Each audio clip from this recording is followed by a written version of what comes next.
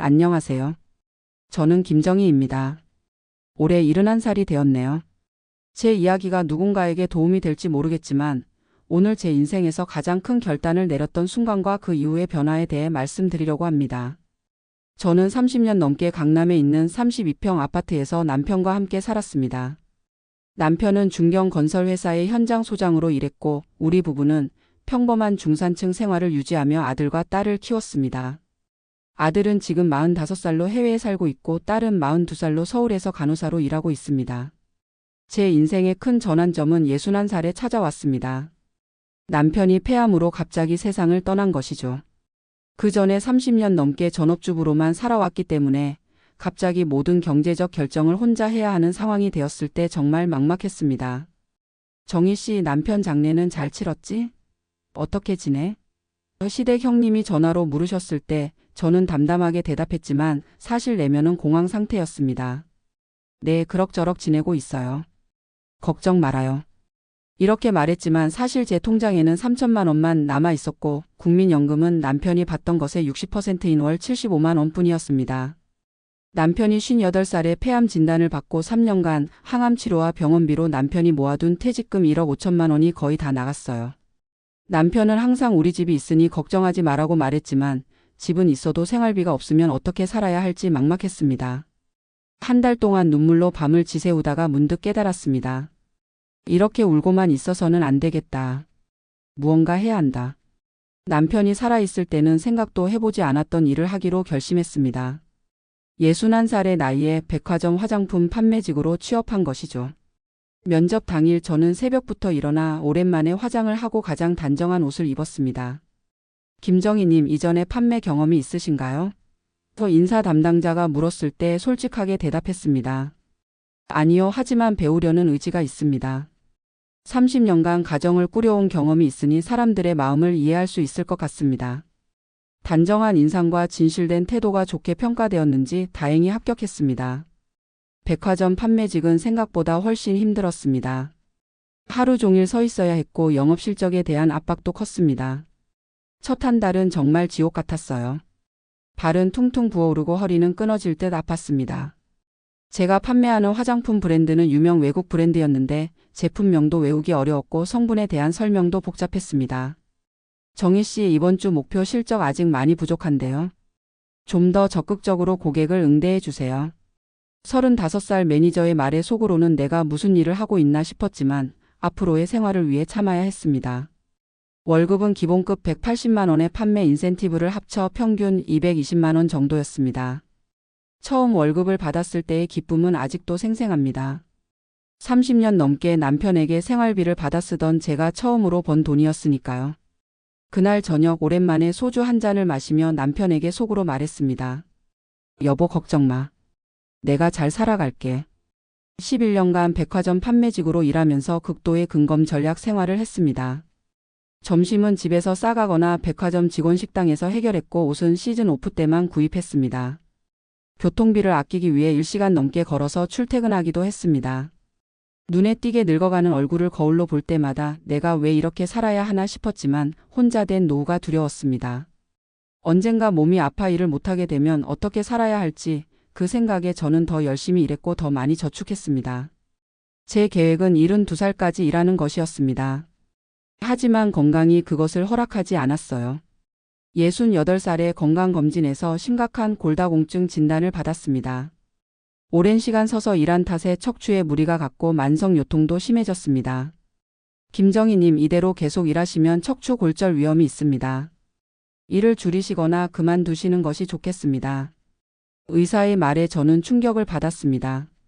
그래서 69살에 결국 백화점 일을 그만두게 되었습니다. 퇴직할 때 받은 퇴직금은 3,200만 원이었습니다.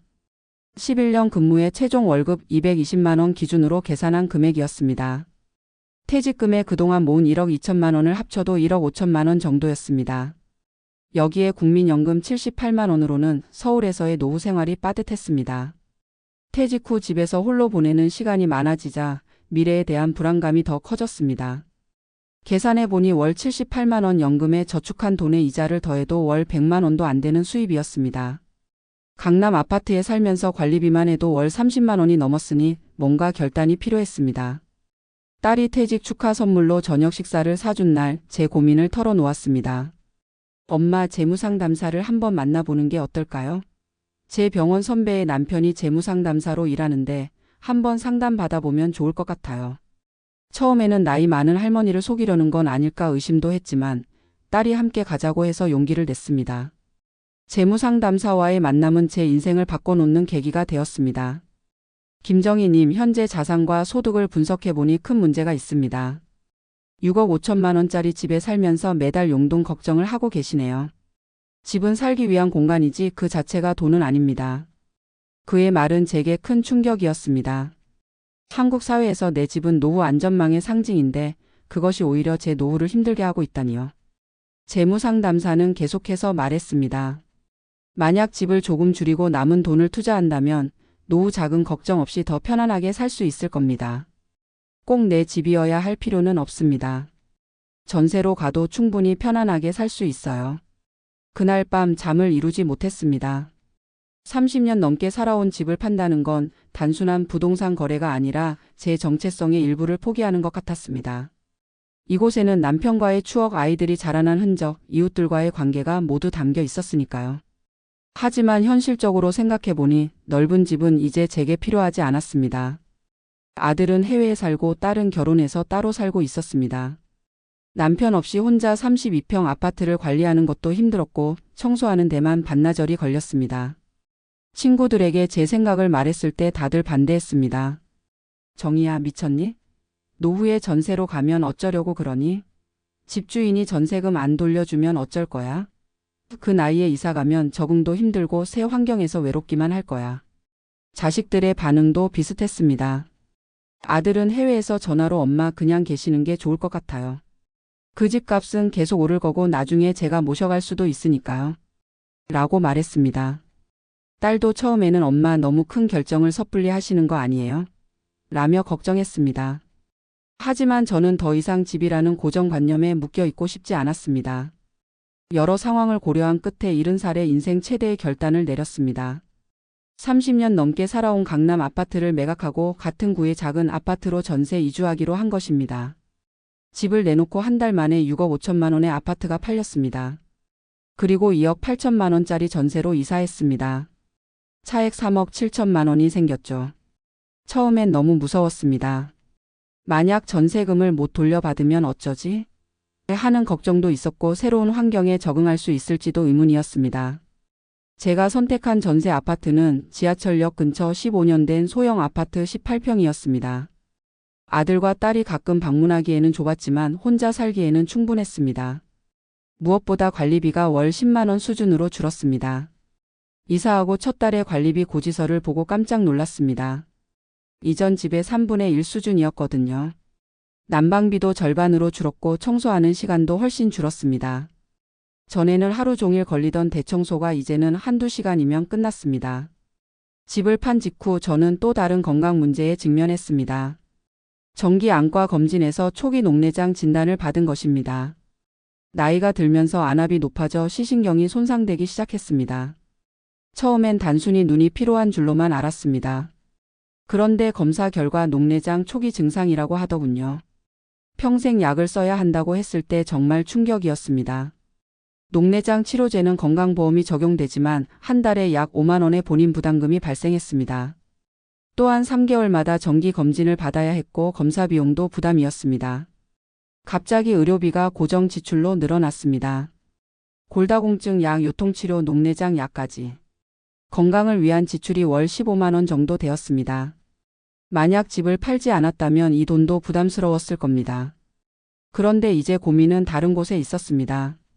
아파트 매각 후 확보한 3억 7천만 원을 어떻게 관리할지 말이죠. 평생 안정적인 예금만 해왔기에 투자 경험은 전무했습니다.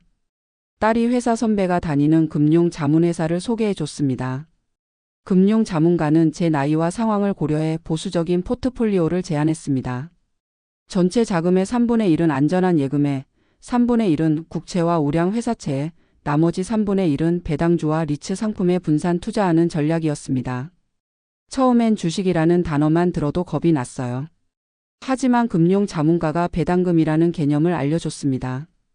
주가 상승을 노리는 게 아니라 안정적인 배당금을 받는 투자 방식이었습니다. 김정희님, 이 회사들은 50년 넘게 꾸준히 배당금을 지급한 회사들입니다. 경기가 나빠도 배당금은 계속 나옵니다. 그리고 국채는 정부가 보증하는 거니까 안전합니다. 조금 불안했지만 딸과 함께 자료를 검토하고 리스크를 분석한 후에 제안된 포트폴리오로 투자를 시작했습니다. 그리고 그 결정은 제 노후를 완전히 바꿔놓았습니다. 첫 해에는 투자 원금 3억 7천만 원에서 연 4.8%의 수익률을 달성했습니다. 이는 월 평균 약 150만 원의 추가 소득이 생긴 셈입니다. 국민연금 78만 원의 투자 수익 150만 원이 더해져 월 228만 원의 수입이 생겼습니다. 이전에 백화점에서 일할 때보다 더 많은 돈을 버는 셈이죠. 그것도 일하지 않고 말입니다. 특히 배당주와 리츠 투자에서 예상보다 높은 수익이 났습니다. 제가 투자한 시기가 금리 상승기여서 채권 수익률도 좋았습니다. 예금 역시 고금리 특판 상품을 활용해 연 3.5%에서 4% 수준의 이자 수입을 얻었습니다. 재미있는 건 주식시장이 어려울 때도 배당금은 꾸준히 나온다는 거였습니다. 제가 투자한 종목들은 50년 넘게 꾸준히 배당금을 지급한 회사들이라 안정적이었습니다. 투자를 시작한 저는 70살에 새로운 취미를 가지게 되었습니다. 바로 금융 공부였습니다. 처음에는 어려웠지만 금융 용어와 경제 개념을 하나씩 익혀가는 과정이 의외로 재미있었습니다. 근처 노인대학에서 실버 재테크 강좌를 듣기 시작했습니다. 처음엔 따라가기 힘들었지만 계속 들으니 이해가 되더군요. 요즘은 경제신문도 챙겨 읽습니다. 특히 복리의 개념에 매료되었습니다. 이자에 이자가 붙는 복리의 힘을 이해하게 되면서 더 일찍 투자를 시작하지 않은 것을 아쉬워했습니다. 50대에 이런 공부를 했더라면 지금보다 훨씬 더 여유로운 노후를 보냈을 거예요. 하지만 70살에 시작해도 늦지 않았다는 걸 깨달았습니다. 제 가치관은 완전히 바뀌었습니다. 이전에는 내 집이라는 소유에 집착했지만 이제는 경험을 더 중요시하게 되었습니다. 전에는 어디에 산다, 어떤 차를 탄다가 중요했어요. 하지만 지금은 무엇을 경험했는가가 더 중요하다고 생각합니다. 그래서 여행이나 문화생활에 더 투자하고 있습니다. 저는 전세로 이사한 후 월 228만 원의 수입으로 충분히 여유로운 생활을 하고 있습니다. 고정 지출인 전세 관리비, 식비, 의료비는 월 80만 원 정도로 나머지는 취미와 여행에 쓰거나 저축합니다. 아파트 살 때는 관리비 내고 식비 쓰고 나면 문화생활은 꿈도 못 꿨습니다. 지금은 월 50만 원 정도는 여행이나 취미에 쓰고 나머지는 손주들 용돈과 미래를 위해 저축합니다. 건강도 챙기고 있습니다. 만성요통과 골다공증은 제 삶의 질을 떨어뜨리는 요소였는데 의사는 약물치료와 함께 수영을 권했고 저는 집 근처 구립수영장에 등록했습니다. 처음엔 수영을 배우는 것조차 어려웠습니다. 71살에 수영을 배운다는 게 부끄럽기도 했고요. 하지만 실버반에서 또래 친구들과 함께 배우니 재미있더군요. 일주일에 3번 아침 시간에 수영을 하는 습관을 들였습니다. 6개월이 지나자 요통이 눈에 띄게 감소했고 골다공증도 더 이상 악화되지 않았습니다. 물속에서는 몸이 가벼워져서 통증 없이 운동할 수 있었습니다. 척추에 무리가 가지 않으면서도 근력을 키울 수 있었죠. 덕분에 녹내장 안압도 조금 안정되었다고 의사가 말해줬습니다. 처음에 제 결정을 비난했던 친구들의 태도도 바뀌었습니다. 제가 경제적 여유를 가지고 활기차게 생활하는 모습을 보면서 오히려 조언을 구하는 친구들이 생겼습니다. 예전에는 제가 어디 놀러 가자고 하면 돈 없어서 못 간다고 하던 친구들이 이제는 저한테 재테크 조언을 구합니다. 한 친구는 실제로 저를 따라 집을 줄이고 전세로 갔다더군요. 정희야, 너 요즘 얼굴이 예전보다 더 좋아 보인다. 비결이 뭐니? 40년지기 친구가 물었을 때 저는 웃으며 대답했습니다. 부담이 줄어서 그런가 봐.